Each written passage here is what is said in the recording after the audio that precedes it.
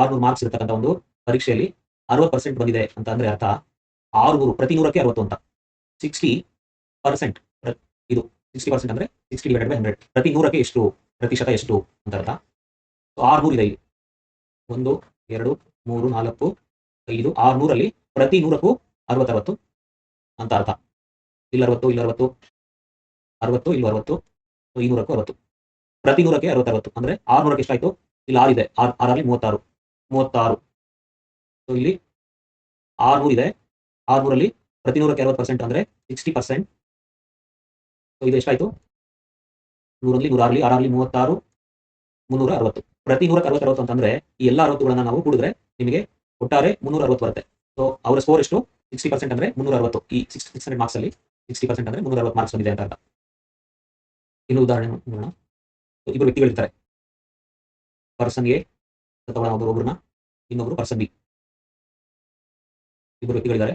ಇವರ ದುಡಿಮೆ ಅಂದ್ರೆ ಅರ್ನಿಂಗು 200 ಅಂತ ಅನ್ಕೊಳ್ಳೋಣ. 200 ರೂಪಾಯಿ. ಇವರ ಅರ್ನಿಂಗು ಇವ್ರ ದುಡಿಮೆ 50 ರೂಪಾಯಿ ಅಂತ ಅನ್ಕೊಳ್ಳೋಣ. ಸೊ ಇವರ ಖರ್ಚು ಸ್ಪೆಂಡಿಂಗ್ ಬಂದ್ಬಿಟ್ಟು 60 ರೂಪಾಯಿ. ಸೊ ಇವರು ಸ್ಪೆಂಡಿಂಗು 30 ರೂಪಾಯಿ ಅಂತ ಅನ್ಕೊಳ್ಳೋಣ. ಇದರ ಅರ್ಥ ಏನಪ್ಪಾ ಅಂದ್ರೆ 200 ರೂಪಾಯಿಗೆ 60 ರೂಪಾಯಿ ಖರ್ಚು ಮಾಡ್ತಿದ್ದಾರೆ ಅಂದ್ರೆ 100 ರೂಪಾಯಿಗೆ ಎಷ್ಟು ಖರ್ಚು ಮಾಡ್ತಾರೆ ಅವರು? 200ರಲ್ಲಿ 2 100 ಇದೆ. ಪ್ರತಿ 100ಕ್ಕೂ 30 ರೂಪಾಯಿ ಖರ್ಚು ಮಾಡ್ತಾರೆ ಅಂತ ಅರ್ಥ ಅಲ್ವಾ? ಸೊ 60 ರೂಪಾಯಿ ಅಂದ್ರೆ ಈ 200ನ 2 ಭಾಗ ಅಂದ್ರೆ 100 100 ಅಂತ ತಗೊಂಡಾಗ 100 ರೂಪಾಯಿಗೆ 200 ರೂಪಾಯಿ 30 ರೂಪಾಯಿ 200 ರೂಪಾಯಿ 30 ರೂಪಾಯಿ. ಸೊ ಟೋಟಲ್ 60 ರೂಪಾಯಿ ಅವರ ಖರ್ಚು. ಪ್ರತಿ 100ಕ್ಕೆ 30 ಖರ್ಚು ಮಾಡ್ತಿದ್ದಾರೆ. ಸೊ ಅದರ ಅರ್ಥ 30% ಖರ್ಚು. ಸೊ ಇಲ್ಲಿ ಬಂದಾಗ 50 ರೂಪಾಯಿಗೆ 30 ರೂಪಾಯಿ ಖರ್ಚು ಮಾಡ್ತಾರೆ ಅಂದ್ರೆ 100 ರೂಪಾಯಿಗೆ ಎಷ್ಟಾಗುತ್ತೆ? 100 ರೂಪಾಯಿಗೆ ಅವ್ರ ಹತ್ರ 100 ರೂಪಾಯಿ ಇದ್ರೆ 60 ರೂಪಾಯಿ ಖರ್ಚು ಮಾಡೋರು ಅವ್ರ ಖರ್ಚಿಗೆ ತಕ್ಕಂಗೆ. ಕರೆಕ್ಟ್ ಅಲ್ವಾ? 60 ರೂಪಾಯಿ 100 ರೂಪಾಯಿ 60 ರೂಪಾಯಿ ಖರ್ಚು ಮಾಡಿದ್ರು. ಅದರ ಅರ್ಥ ಏನಪ್ಪ ಅಂದ್ರೆ ಪ್ರತಿ 100ಕ್ಕೆ 60% ಅವರ ಖರ್ಚು. ಇವ್ರದ್ದು 30%. ಪರ್ಸನ್ ಎದು ಪರ್ಸನ್ ಬಿದು 60%. ಈ ಇಬ್ಬರು ವ್ಯಕ್ತಿಗಳಲ್ಲಿ ಜಾಸ್ತಿ ಖರ್ಚು ಮಾಡೋರು ಯಾರಪ್ಪ ಅಂದ್ರೆ ಪರ್ಸನ್ ಬಿ. ಅವರು 60% ಅವರ ದುಡಿಮೆಯಲ್ಲಿ ಖರ್ಚು ಮಾಡುವಂತ ವ್ಯಕ್ತಿ. ಇವರು ಪರ್ಸನ್ ಎ ಬಂದು 30%.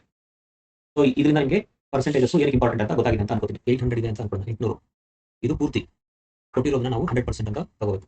800 is 100%. ಪ್ರತಿ 100% ಇದು. ಸೊ ಇದರಲ್ಲಿ ಒಂದು ನಂಬರ್ ಬಿಟ್ಟು ಇಲ್ಲಿ ನಾವು ಒಂದು ಡೆಸಿಮಲ್ ತಗೊಂಡ್ರೆ ಇದು ಬಂದು 10% ಆಗುತ್ತೆ. ಇಲ್ಲಿ 2 ಸ್ಥಾನ ಬಿಟ್ಟು ನಾವು ಡೆಸಿಮಲ್ ತಗೊಂಡ್ರೆ ಇದು 1% ಆಫ್ 800.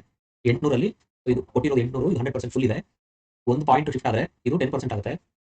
2 ಪಾಯಿಂಟ್ ಶಿಫ್ಟ್ ಆದ್ರೆ ಇದು 1% ಆಗುತ್ತೆ. ಇದು ಈಸಿಯಾಗಿ ಫಾರ್ ಎಕ್ಸಾಂಪಲ್ ಇನ್ನೊಂದು ತಗೋಬಹುದು ನೀವು. ಯಾವ್ದಾದ್ರು ಒಂದು 600 ಅಂತ ಅನ್ಕೊಳ್ಳಿ. ಇದು ಕೊಟ್ಟಿರೋದು 100% ಇದು. 1 ಶಿಫ್ಟ್ ಆದ್ರೆ ಇದು 10% ವ್ಯಾಲ್ಯೂ ಆಗುತ್ತೆ. 10% ಅಂದ್ರೆ ಇದು 6.00 ಅಂದ್ರೆ ಇಲ್ಲಿ ಡಾಟ್ ಇಲ್ಲಿ ಶಿಫ್ಟ್ ಆಗಿದೆ. ದಿಸ್ ಇಸ್ 1% ಇದು. ಗೊತ್ತಾಯ್ತಲ್ವಾ?